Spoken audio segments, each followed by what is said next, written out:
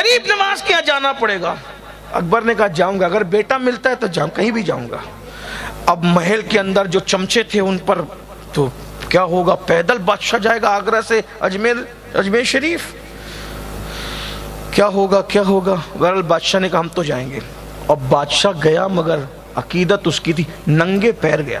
خواجہ ہند وہ دربار اعلیٰ تیرا، کبھی محروم نہیں مانگنے والا تیرا۔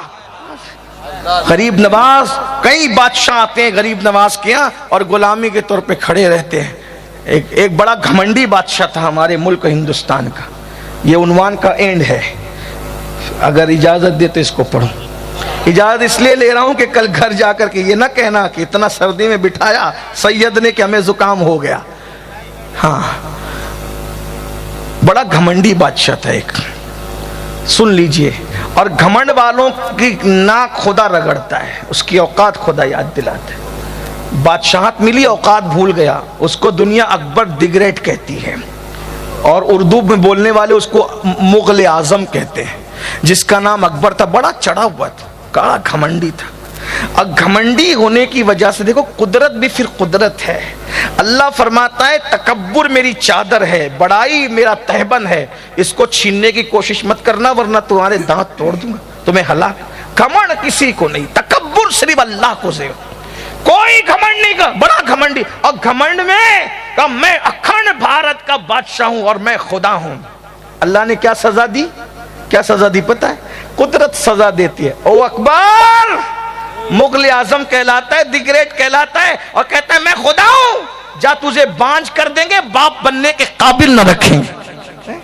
گھمنڈیوں کو باپ بننے کے قابل بھی نہیں رکھا جاتا، تاکہ بستر میں منہ چھپا چھپا کے روتے رہو کہ تمہاری اوقات کیا ہے۔ ارے وہ کیسا خدا جو خود باپ نہ بن سکے؟ میرا خدا تو وہ ہے جس کی شان ہے لم یلد ولم یولد، مگر وہ دوسروں کو عطا کرتا ہے، اور عطا کرنے پر آتا ہے تو بن باپ کے کنواری مریم کو دمے جبریل سے بھی عطا کرتا ہے۔ جب کسی کو پیدا کرنے پر آتا ہے تو بن ماں باپ کے حضرت آدم کو مٹی سے پیدا کرتا ہے۔ ارے اونٹنیوں کو اگر نکالنا چاہے تو پہاڑ سے نکالتا ہے، اور وہ بھی 10 مہینے کی گابن نکالتا ہے، ادھر پہاڑ سے نکلی اور ادھر بچے کو جنم دیتی ہے۔ یہ میرے اللہ کی قدرت، دیکھو یہ اللہ ہے۔ اللہ قرآن کہتا ہے انہو اللہ، اللہ ہے، وہ ہے، اس پر یقین تو کر کے دیکھو۔ وہ بڑا گھمنڈی تھا اکبر، اکبر کی بات کر رہا ہوں۔ اکبر کا دور کتنے سالوں، 400 سال تقریباً ہو گئے اس کو گزرے ہوئے، مرے ہوئے۔ گھمنڈی تھا، روتا تھا۔ قدرت گھمنڈیوں کو وہ دکھ دیتی ہے کہ وہ چپ کے روتے ہیں، آنسو بھی شیئر نہیں کر سکتے۔ بہت روتا تھا، کیوں؟ بیٹا نہیں ہے، ادھر سے بیوی کی، ادھر سے کی، ادھر سے کی، سب کو تاریخ معلوم ہے۔ میں کیا عرض کروں، ہمارے ملک کے حالات بہت اچھے، بہت خوبصورت حالات ہیں، میں کوئی بات نہیں کرنا چاہتا اس خوبصورت حالات کے اندر، لیکن اتنا ضرور کہوں گا چپ کے روتا تھا۔ کیوں؟ بیٹا نہیں ہے، بیٹا نہیں ہے، بیٹا نہیں ہے۔ تو کیوں نہیں ہے؟ تو کہا کہ یہ مغل سلطنت کس کے حوالے کریں گے؟ ٹھیک ہے بھائی، سب نے کہا یہ کرو وہ کیا۔ جب آدمی مجبور ہوتا ہے تو سب کرتا ہے۔ قدرت نے جو ناک رگڑی ہے، پھر ایک بہت ہلکا سا سپاہی تھا، بڑا معمولی سپاہی، اور وہ بابا فرید کی اولاد میں شیخ سلیم چشتی کا مرید تھا، اور بڑا پکا تھا عقیدت میں۔ دیکھو جس کو یقین ملے نا عقیدت، تو پھر عقیدت ہوتی ہے ولی کی۔ یہاں تو لوگوں کا یقین بھی ڈھلمل ہے، کسی نے کہہ دیا ولی نہیں دیتا تو بولے نہیں دیتا، کہا دیتا ہے تو دیتا ہے، کل کسی کے ساتھ آج کسی کے ساتھ، ایسا نہیں۔ یقین رکھو، کتنا بھی بڑا بولے نہ آ کر ولی کے خلاف نہ مانو، کہا تو جھوٹا ہے ولی سچا ہے، نبی کے خلاف بولے تو جھوٹا ہے نبی سچے ہیں۔ یقین پیدا کرو، ایک مقام پر استقامت کے ساتھ ڈٹنا سیکھو، دنیا کدھر جائے ثم استقاموا، دین پہ ڈٹو۔ غریب تھا، اکبر کا سپاہی تھا، معمولی سپاہی تھا، لیکن اکبر اس کو مانتا تھا، اس کے تقوی کی پرہیزگاری کی بنیاد۔ اس نے اکبر کو روتے دیکھا، دیکھ لی، آنا جانا تھا، دیکھ لے، کہا مہاراج کیوں رو رہے؟ ذل الہی، یہ القابات، ذل الہی کے رونے کی وجہ کیا ہے؟ اس نے کہا تو میرا دکھ نہیں سمجھ سکے گا۔ کہا میں کسی سے شیئر نہیں کروں گا، لیکن آپ مجھے بتائیں، ہو سکتا ہے میں آپ کے کام آ سکوں۔ کیونکہ بہت دکھوں میں بڑے بڑے کام نہیں آتے, کوئی چھوٹا کام آ سکتا ہے. آپ بتائیں کیا دکھ ہے؟ کہا روتا ہوں کہ بیٹا نہیں ہے, مر جاؤں گا, اتنی بڑی سلطنت اکھنڈ بھارت کی کس کے کون قبضہ کر لے گا؟ کہا ہو جائے گا, یقین. معمولی رسی بھائی تھا, بولا ہو جائے گا, ہو جائے, آنکھیں چمک گئی, ہو جائے گا. ہاں میرے مرشید ہے, فتح پور میں رہتے ہیں, ان کا نام سلیم چشتی ہے, غریب نواز کے مرید کے اولاد میں سے. اچھا, وہ دعا دیں گے آپ کا کام بن جائے گا. بادشاہ نے کہا اگر بیٹے کے لیے جانا پڑے تو میں جاؤں گا, اس فقیر کی کٹیا تک جاؤں گا. اللہ کی شان دیکھو, یہ خدا بننے کھڑا تھا, اللہ نے اپنے بندے کے پاس بھیجا, جا ناک رگڑ, تاکہ اوقات سمجھ میں آئے نا, خدا بنائے نا تو جا. وہاں پہنچا, بہرحال شیخ سلیم چشتی نے دعا کی. چونکہ آگرہ سے فتح پور بہت دور نہیں تھا, کسی کو معلوم پڑا کسی کو نہیں پڑا. اب شیخ سلیم چشتی اس کو جو وہ بالکل کھول دینا, ایکسپوز کرنا چاہتے تھے.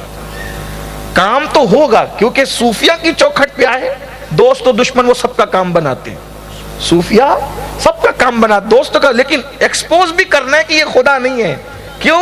جب خدا کے بندے کے پاس جا کے جھک گیا تو یہ کون سا خدا ہے؟ جو وحدہ لا شریک کے بندے کے پاس آ کر کے جھکا نا, تو پھر یہ کون سا خدا ہو؟ اوقات خود ہی سمجھ میں آ جائے گی.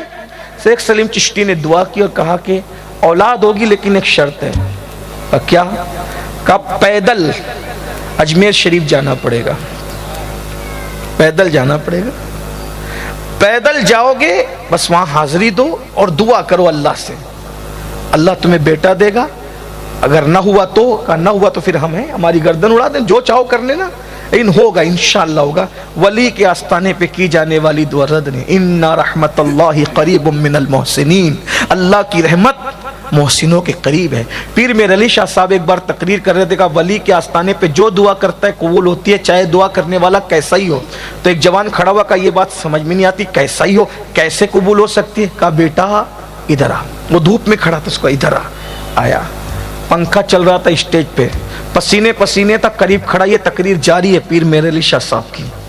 اس نے کہا حضرت میرا جواب تو دو. کہا بیٹا جواب تو دے دیا. کہا کیا؟ کہا کہ تو دھوپ میں کھڑا تھا, پسینے ہو رہے تھے. کہا ہاں. میرے پاس آیا, پسینے ہو رہے. کہا نہیں. کہا کیوں؟ کہا پنکھا چل رہا ہے. پنکھا تیرے لیے لگا کہ میرے لیے؟ کہا آپ کے لیے. تیرے آنے سے پنکھا بند ہوا؟ نہیں.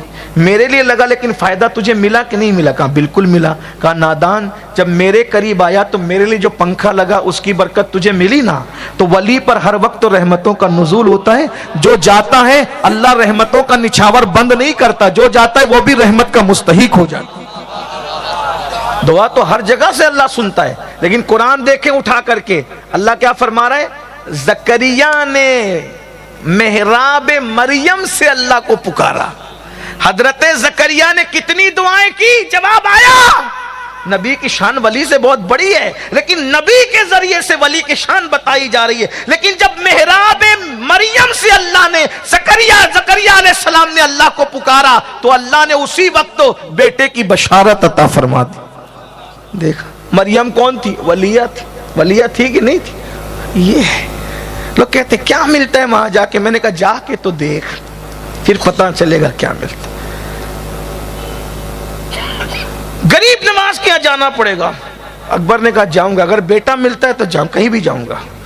اب محل کے اندر جو چمچے تھے ان پر تو کیا ہوگا, پیدل بادشاہ جائے گا آگرہ سے اجمیر شریف, کیا ہوگا کیا ہوگا. بہرحال بادشاہ نے کہا ہم تو جائیں گے.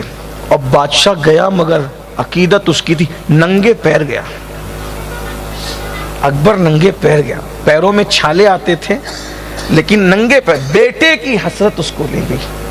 لوگ رستے میں کہتے بھی تھے, جو چمچے تھے, چائے سے زیادہ کیتلیاں گرم ہوتی ہیں, کہتے تھے ارے کیا وہ فقیر کی بات کو تم نے مان لیا, اور کیا وہ معمولی سپاہی وہاں چلا گیا اور وہاں سے ادھر چلے گئے, یہ سب کیا ہو رہا ہے. بادشاہ نے کہا رہنے دو, بس میرا دل کہتا ہے میں جس کی کٹیا میں گیا تھا وہ جھوٹا نہیں ہے, وہ جھوٹا نہیں ہے, اس نے مجھے سچی بات کہی ہے, مجھے جانے دو. اور جب اجمیر معلیٰ پہنچا ہے, پہنچنے کے بعد غریب نواز کے آستانے پہ حاضری دی. پہلی مرتبہ اکبر دعا میں رویا ہے.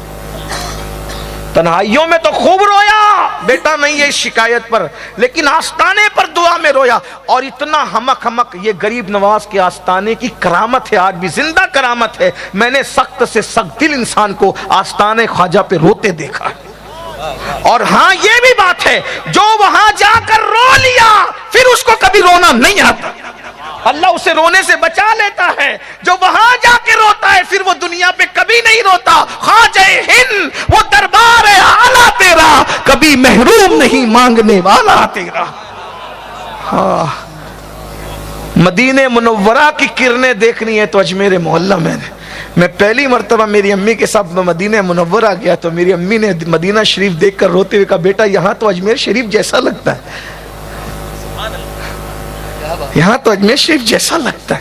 میں نے کہا ماں یہاں پورا سورج موجود ہے، وہاں کرنیں، آفتاب رسالت مدینے میں ہے اور کرن جگمگاتی ہے اجمیر میں. غریب نواز کی چوکھٹ پر مدینہ منورہ کا لطف لینا ہے، لذت لینا ہے.